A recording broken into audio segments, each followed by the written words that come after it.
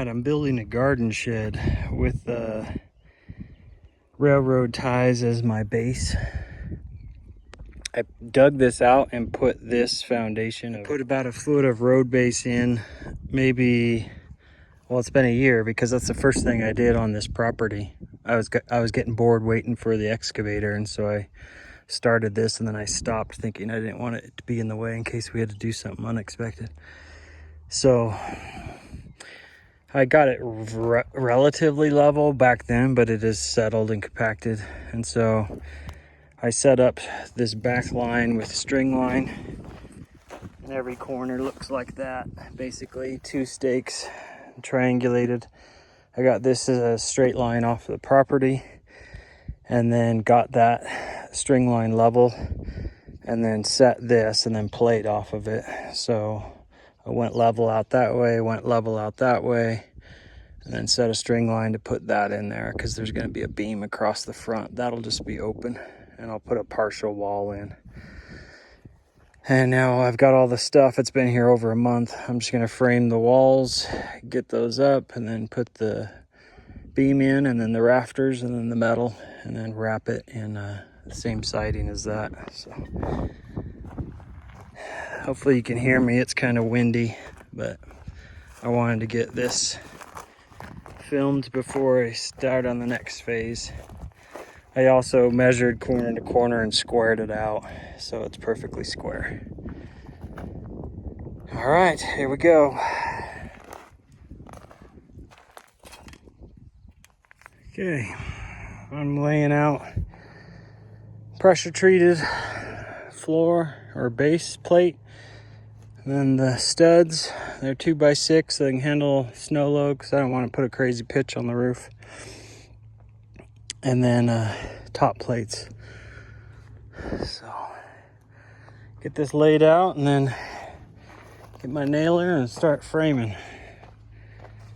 I wish they had, if I'd been here when they dropped off materials, I would have had them put it right there, but instead they put it way out here, so I gotta walk everything over. Wearing me out. Super windy, so hopefully you can hear me, and the compressor's on.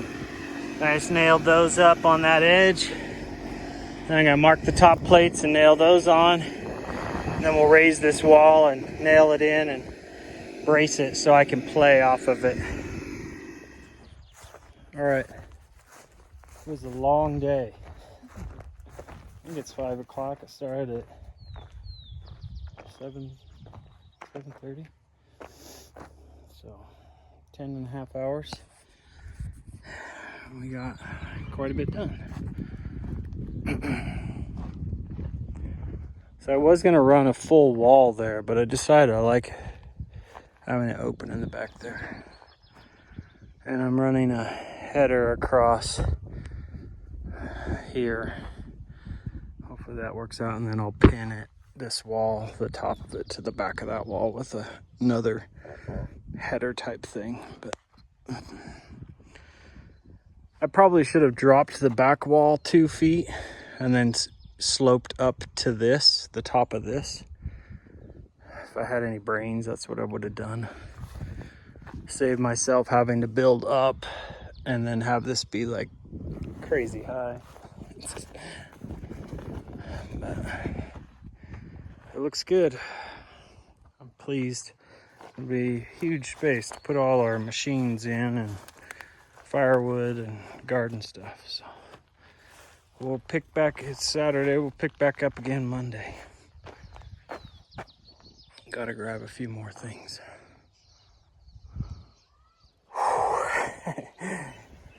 Trying to lift these beams up into place in the rain is a bugger by myself. All right, 3 more feet and we'll have that beam in. Hope this is level. It's all been level so far.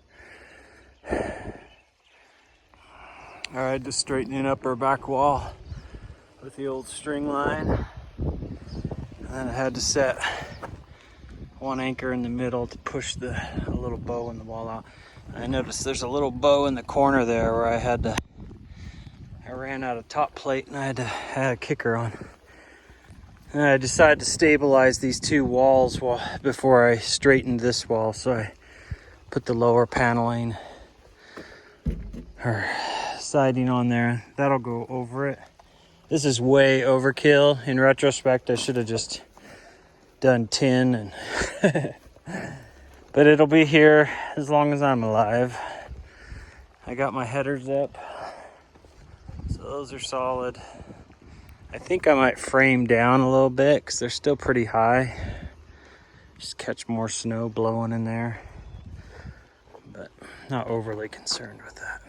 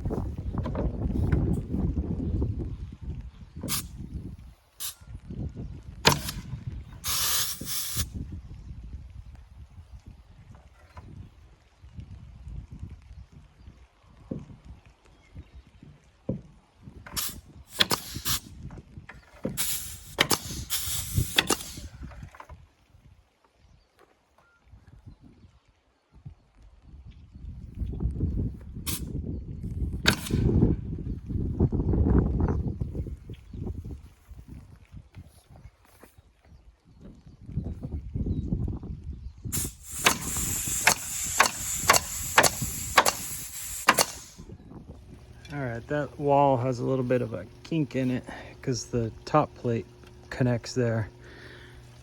Couldn't find my come along, so I'm using this big trucker's ratchet strap that I had in the garage.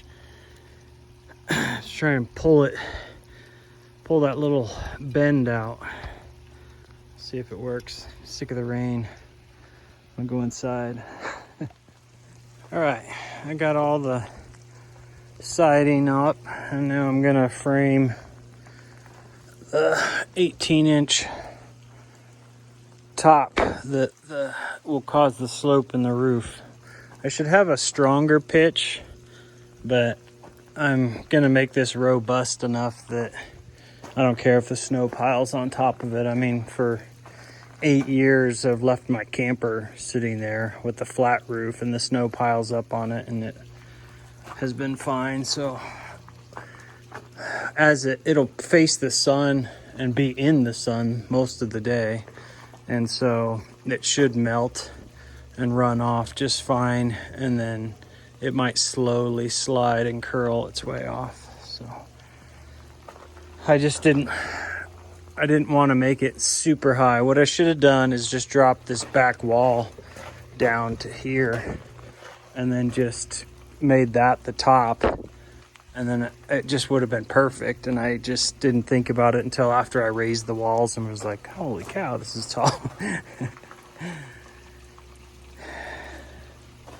But it's coming along. It's been a long, wet, rainy day, and I'm soaked and covered in mud. It's all over me and all over my tools. I've kept them dry by covering them up. I got most of my tools in that wheelbarrow, and then some tucked underneath the truck under there. Wood's getting all wet, but that's kind of the way it is. So we framed out this support wall and mounted it on, and now we're marking out our dovetails. So as we work our way across, we can just drop them on there. That's the hope, at least, right? Okay, so we got the first one on, got our dovetail cut established. So we made a template board, and we're starting to cut these to mark across here. The OSB went above just like a 1/2 inch across and a little bit, so he had to notch those out. So we're ready to roll, but I'm running out of time. I gotta leave early today, so we'll see where we get with this. All right, it's coming together. This guy's watching us the whole time. Hey, dog. It's nice having somebody there cutting. Keeps things rolling while I do something else. Beautiful day. I got a pretty good routine, throwing 3 up at a time. I'm moving my template over as I mark the dovetails. Or bird tail. I don't know. Yeah, it's not a dovetail. I think it's a bird's tail or something like that. Can't remember. So I got 2 up, I got 9 done, 10, 11, 12, and then we have 4 more to do. And I'm just cutting them one at a time, exactly with the skill saw. I was staring at these beams and wondering if it's gonna be strong enough, and remembering how I set one in place and then lifted it up into place on my shoulder as I climbed the ladder, and then I look down and I see this. I don't know if you can see it. Yeah, it's better from this side. You see that spider web across there? It's right across here. It's just a single web, and I'm assuming the spider, yeah, anchored right here. And I'm assuming it walks up, comes across with spreading that thread, and then comes down and anchors it right here. So it spread across, and then I'm assuming starting from there, it keeps on going. But I see more up there. I don't know if you can see them.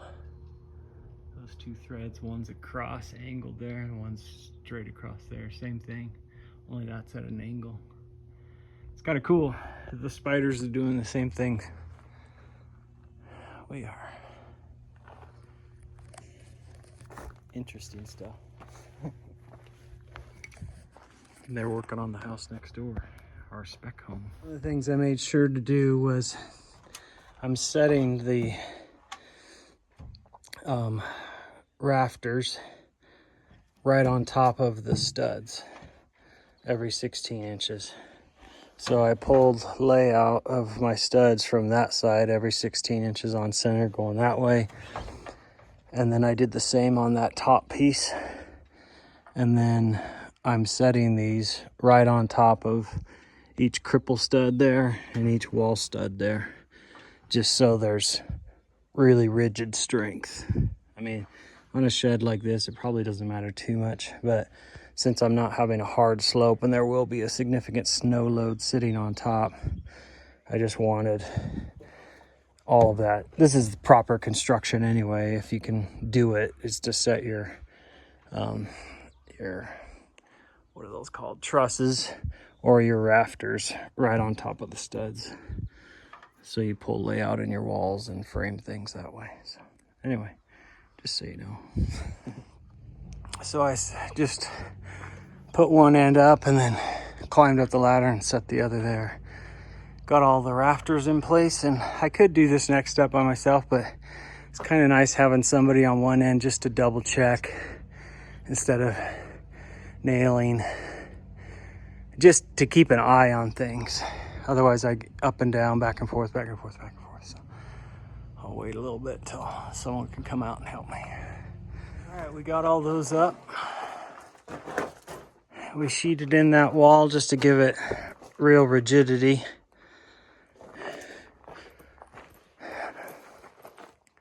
So those are all in place. And I hurricane tied them on this side. Now I'm gonna do this side. And then we'll run the purlins every 2 feet, 2x4s, all the way across, and that's what we'll anchor the metal roofing to. I could try with these, but I like the purlins because as I go along with those, I can straighten any curves in these, and I don't have to try and figure out where my lines are. I can do it with the purlins for the screws. Hey, we're making good progress. Yesterday we got all of the rafters locked in and set, and then last night we snapped a chalk line along each edge, and there were 2 on this side and 2 on that side that were a little bit long. So we trimmed those, and then we put the face boards on here, so it's exactly 22 feet from edge to edge, minus 1.5 inches on each side, so we can just slap the face board on the sides and then just trim the overhangs. And we pulled from corner to corner when we put the face boards on, so we had to do a slight adjustment on the front to get square, so that when we go to lay the metal, it lays down squarely with all the corners and edges. There's the back side. I didn't want a 1 foot overhang, so I changed the dimensions of this at the last second as I built it. And I changed it too much because I don't like this tiny little overhang. I mean, I'd rather have it drip a foot out than right along the back edge. But it is what it is now. So I'm sticking in these. We hung these on each end and then trimmed off the overhangs. And now I'm sticking in these guys every 2 feet.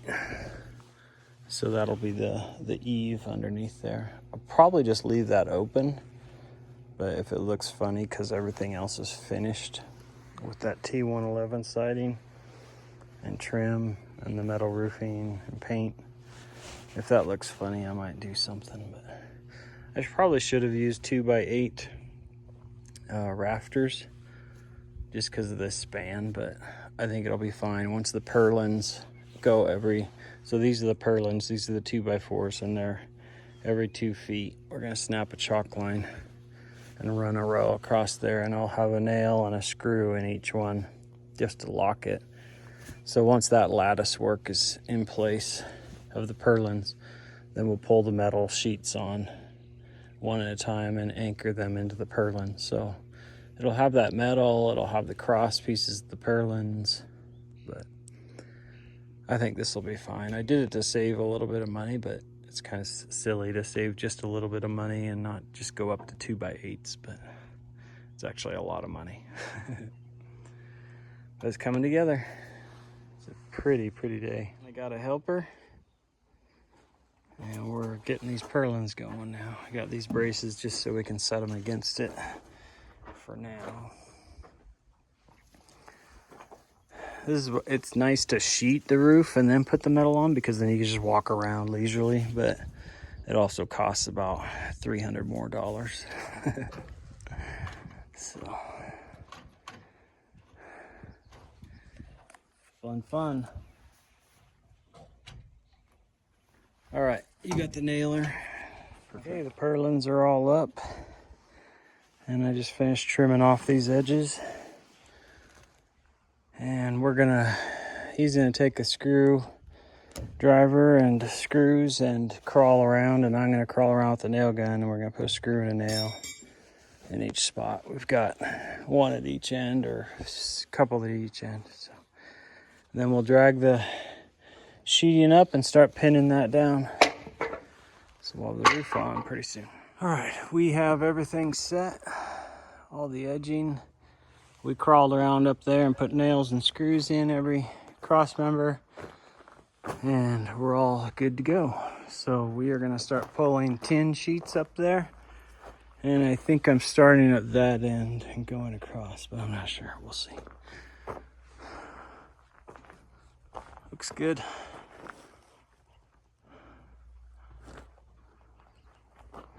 All right, here we go. First piece of tin.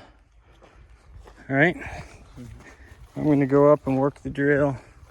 He's gonna maneuver the bottom as needed, and we'll go one at a time. All right, first one's in place.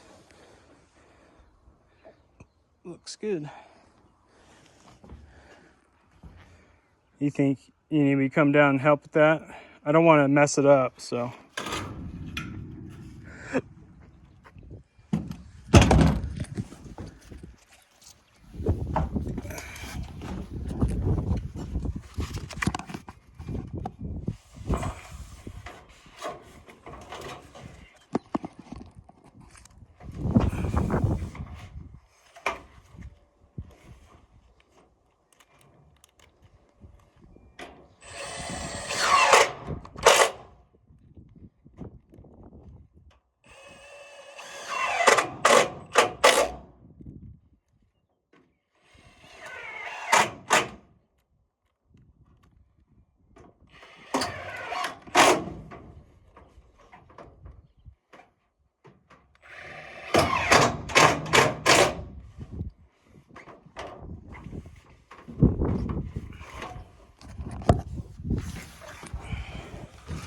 Okay, went perfectly. Got one last piece. We'll have to cut that, and it's even on top and bottom, so that means our building was square, almost perfectly square. These purlins are nice because they tell you where to run your screws. You just make sure there's at least one in each valley, and then whenever there's a overlap of this ridge, I just put one on each side. Sometimes they'll have a little kicker piece attached, and so I wait on this one, and when I overlap the other one, I'll drill through that overlap piece. But when it's just the ridge overlapping, I just make sure I put one on each side just so they're pinned down. Looks good. Okay, now we gotta figure out how we want to cut that. Black house and like wood chips or dirt or something, and then grow like hedges or bushes right up against the house. Maybe. It's getting windy. We're done with the top though. We'll come back and do the sides. You probably can't hear me because it's so windy. But we're done. See if I can get off here without dying. There it is. This is what it looks like on the inside. Pretty solid. So we'll work on the details of what the front's gonna do and all the finish siding, the T111 stuff, and then making doors for this side at least. I don't know about this side. Feels good. I might publish this video as part 1 and then do a part 2 of all the finishing stuff with the shelving in here and this T111 and all that.